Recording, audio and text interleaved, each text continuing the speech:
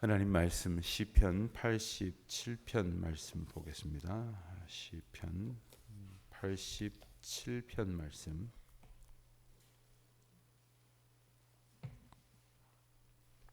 시편 87편 말씀 이제 함께 봉독하겠습니다. 그의 터전이 성산에 있으며 여호와께서 야곱의 모든 거처보다 시온의 문들을 사랑하시는도다. 하나님의 성이여 너를 가리켜 영광스럽다 말하는도다. 나는 라합과 바벨론이 나를 아는 자 중에 있다 말하리라. 보라, 블레셋과 두로와 구스여 이것들도 거기서 났다 하리로다.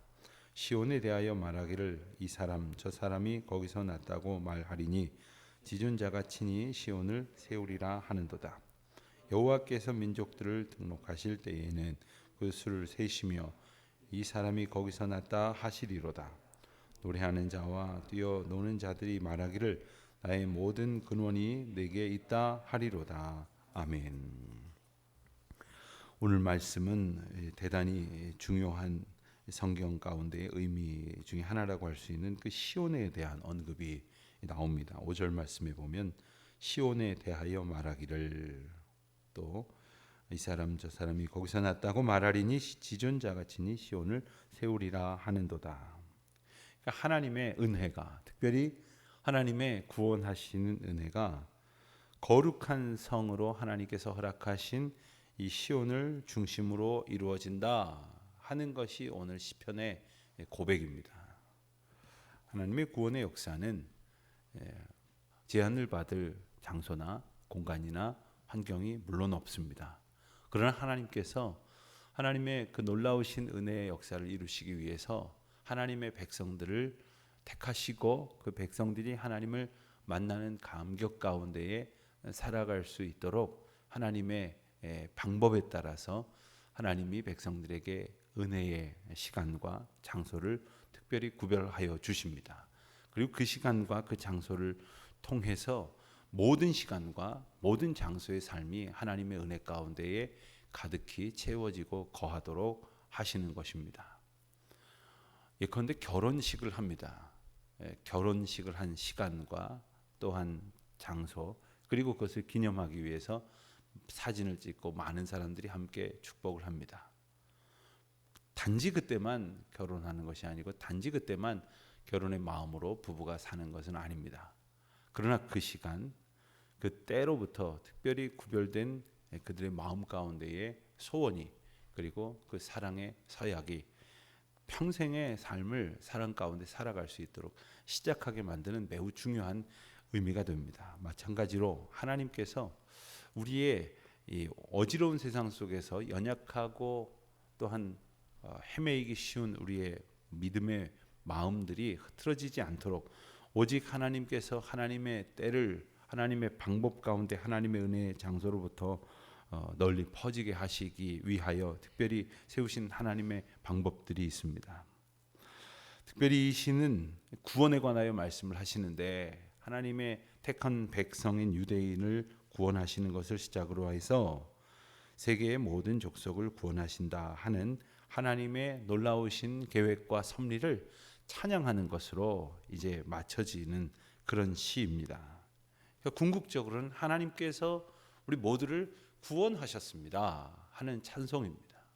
사실 우리가 이 세상 가운데에서 기뻐할 일, 감사할 일, 그래서 하나님께 영광을 돌릴 일들이 참 많이 있습니다. 답을 못 찾고 헤매이던 이들이 하나님의 말씀을 들음으로 답을 찾고, 그리고 헤매이던 자들이 용기를 얻고, 그리고 평안이 깨어져서 번민하던 자들이 하나님의 평안으로 깊은 잠을 잘 수 있는 그 모든 나날의 일상이 다 하나님의 특별하신 은혜 가운데 우리가 살아가고 있다는 증거입니다. 그런데 하나님께서는 그 구원을 시작으로 해서 우리 남은 평생의 삶을 붙드시는 것을 우리로 깨닫게 하시고, 또한 오늘 말씀에서 언급한 것처럼 유대인을 구원하는 것으로 시작하셨지만 모든 백성들을 구원하신다 하는 하나님의 계획이 있음을 기억하게 하는 말씀인 것이죠. 하나님의 도성, 하나님께서 택한 성, 이 시온에 거하는 백성, 그리고 시온을 향하는 백성, 또 시온에서 하나님의 은혜를 사모하는 모든 백성은 그래서 복된 백성인 것입니다. 그러므로 하나님께서 이 귀하고 놀라운 은혜를 바로 우리에게 허락하셨다고 하는 사실을 기억하며 오늘도 우리가 그 은혜에 감사하며 그 은총을 날마다 소망하며 살아갈 수 있어야 할 것이겠습니다. 2절 말씀을 보면 여호와께서 야곱의 모든 거처보다 시온의 문들을 사랑하시는도다, 이런 표현이 나옵니다. 하나님께서 시온을 세상의 어느 장소보다 더 사랑하심으로 택하셨다, 구별하셨다 하는 뜻입니다. 하나님께서 지금 장소를 차별하시는 것이 아닙니다. 예루살렘을 시온이라고 이렇게 표현하신 것인데, 시온은 단지 그 지명상으로요, 시온산, 산 중에 하나인 시온산, 그 중에서 뭐 높은 어떤 부분만을 딱 특정하는 것이 아니라 예루살렘 전체를 표현하는 의미입니다. 그래서 이 시온산을 통하여 예루살렘의 영적 위치를 하나님께서 드러내시려고 하는 것입니다. 그러니까 시편, 오늘 시편뿐만 아니라 시편의 여러 곳에서도 이 시온이라는 표현을 즐겨 사용을 하십니다. 그때의 시온이라는 의미도 바로 이스라엘 백성들, 예루살렘 성읍, 그리고 하나님의 거룩한 백성들이 주님의 성전을 사모하는 마음으로 향해 살아가는 모든 사람들을 포괄하여 일컫는 말이라고 말할 수 있을 것입니다. 특별히 성경에서는 그렇게 어떤 산을 통해서 그 의미들을 이제 비유하고 또 전체를 산을 통해서 의미하는 그런 표현들이 종종 나옵니다. 하나님께서 그 산을 통하여 모세가 하나님을 만날 수 있도록 하신 그 표현으로 계속하여져서 그 하나님과의 만남을 의미하는 표현들을 합니다. 또 이스라엘 백성들 전체를 가리킬 때 우리의 시선으로 말한다면 백두에서 한라까지 이러면 이 한반도 전체를 아울러서 우리 민족, 남북의 모든 민족, 모든 백성들을 다 일컫는 그러한 표현을 하는 것처럼 단에서 브엘세바까지 이런 식으로 이스라엘의 양 끝에 있는, 남북의 양 끝에 있는 그 두 성읍을 가리키면서 전체를 아울러 말씀하시는 그런 표현들도 사용하십니다. 본문에서 이렇게 시온이라고 말씀하신 이유는 바로 이 예루살렘의 영적 의미, 영적 위치를 말씀하시려고 하는 것이기 때문입니다. 특별히 시온의 문들을 사랑하시는도다 이렇게 말씀하시는데, 여기서 문이라고 하는 것은 그 성 전체의 시작이 됩니다. 그래서 그 성 전체를 의미하는 다분히 문학적인 표현이라고 우리가 생각할 수 있겠습니다. 시온으로 들어가는, 시온의 모든 거하는 자들이 출입하는 그 문을 상징적으로 말씀하신 것이죠.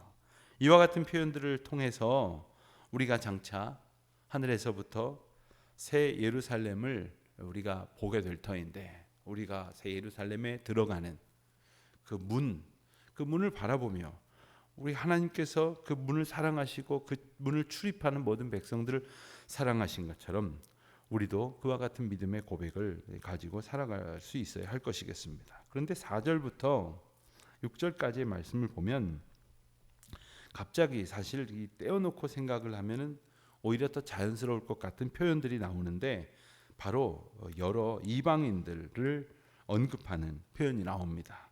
라합과 바벨론이, 또 블레셋과 두로와 구스가 거기서 났다, 이런 말씀을 하십니다. 특별히 6절에는 여호와께서 민족들을 등록하실 때 그 수를 세시며 이 사람이 거기서 났다 하시리로다.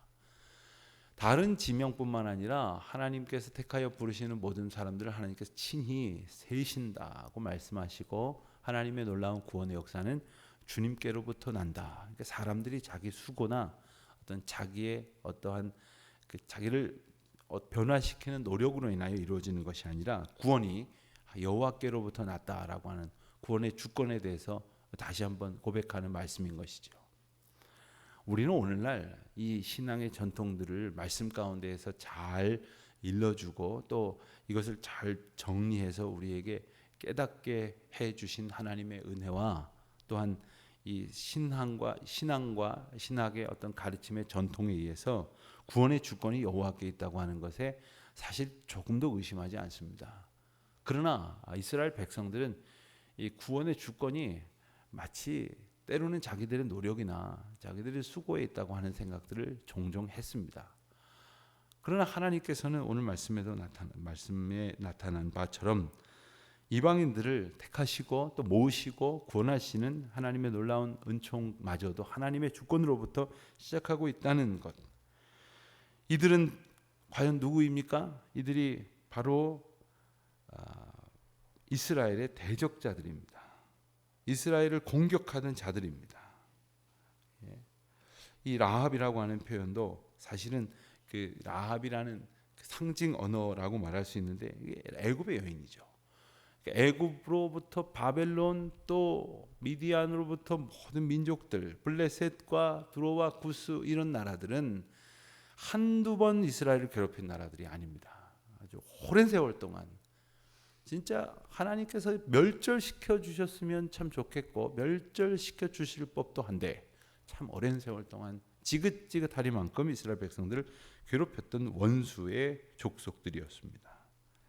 그런데 그들까지도 하나님께서 사랑하심으로 자기 백성으로 삼아 주신다는 것이지요. 근데 어떤 분 그런 말씀하시더라고요. 이런 표현을 말씀 가운데서 읽다 보니까 막 흥분을 하시면서 아니 하나님이 왜 이스라엘 백성들만 사랑하시고 구원하시면 될까? 이 악한 이방인들까지도 구원하십니까? 가만히 생각을 해보시라고 했어요. 우리가 바로 그 이방인이거든요. 이스라엘 백성들 하나님께서 택한 시온산의 백성들의 관점에서 볼 때는 우리는 뭐 바로 곁에 있는 이방인도 아니라 너무나 멀리 있는 이방인이죠. 여러분 우리가 그 시대로 생각을 한다면 과연 복음이 오늘날은 뭐 비행기 타고 10시간이면 와닿을 거리일지 모르지만 어떻게 복음이 그 예루살렘 시온산에서 흘러온 복음이 우리가 사는 이곳까지 복음이 흘러올 수 있었습니까? 생각만 해도 그것은 참 놀라운 일이 아닐 수 없습니다. 우리가 복음이 우리 앞에 흘러 우리를 적시는 데에 대해서 우리가 사실 무슨 노력을 했습니까? 우리가 무슨 애씀이 있었습니까? 그럼에도 불구하고 구원의 하나님께서 우리를 구원하시고 모든 이방인들을 택하신 것, 모든 백성이 하나님의 백성 되도록 하셨다는 것이죠. 자, 이제 7절 말씀을 보면 그 시온의 백성 된 자가 어떻게 살아야 하는지를 이제 일러주시는 아주 상징적이고 짧은 말씀이 나옵니다. 노래하는 자와 뛰어노는 자들이 말하기를 나의 모든 근원이 내게 있다 하리로다. 노래하는 자, 뛰어노는 자, 이 또한 참 상징적인 언어입니다. 우리에게 주신 여러 가지 그 재능이나 또한 우리가 삶을 살아가면서 만나는 모든 삶의 모습들을 상징하는 말씀입니다. 우리가 때로는 우리가 재능을 가졌다고도 그러지만 뭐 그렇지 않을 때에도 우리가 때로는 슬픔을 노래하기도 하고 기쁨을 노래하기도 하고 어떤 사람을 노래하기도 하고 어떤 추억을 노래하기도 합니다. 우리의 삶은 그런 의미에서 보면 노래하는 것으로 가득히 채워져 있다 이렇게 말할 수도 있습니다. 요즘 텔레비전에서 시청률 1위 하는 프로가 뭔지 아십니까? 남들이 나와서 노래 부르는 거 보는 겁니다. 그게 뭐 앞에 상위 몇 등은 전부 그런 프로그램이 차지하고 있어요. 참 그런 면에서 우리의 삶이 뭔가를 이렇게 표현하고 싶어하고 또 고백하고 싶어하고 또 그것을 듣고 싶어합니다. 또 때로는 우리에게 재능을 주셔서 사실 이 뛰어노는 표현은 원어적인 의미로 말하면 춤추는 표현을 말하는 것입니다. 그러니까 이제 기뻐하고 감사할 때 노래도 하고 춤을 추죠. 그런데 이 말은 곧 우리에게 여러 가지 기쁨의 일들, 감사할 일들을 주셨을 때에 그 모든 영광을 받으실 분이 여호와 하나님이시다라는 말씀을 하시는 겁니다. 우리가 때로는 힘들고 어려울 때는 주님 앞에 나와 느끼고 부르짖고 탄식하지만 또 즐겁고 기쁜 일이 있을 때는 여호와 하나님 앞에 서 있음을 잊어버리는 어리석은 자가 아니라 나에게 구원의 은혜를 베푸신 주님의 은총을 늘 감사하고 또 오늘도 나를 붙드시고 인도하시는 분이 창조주 하나님이심을 온전히 기억하며 우리가 무엇을 하든지 주님 그 이름 앞에 구원의 은총을 베푸신 그 은총 앞에 감사하며 나아가는 그 믿음의 고백으로 살아가는 시온의 영광이 가득한 은총을 입은 자로 서 있는 우리 모두가 되시기를 우리 주님의 이름으로 축원드립니다.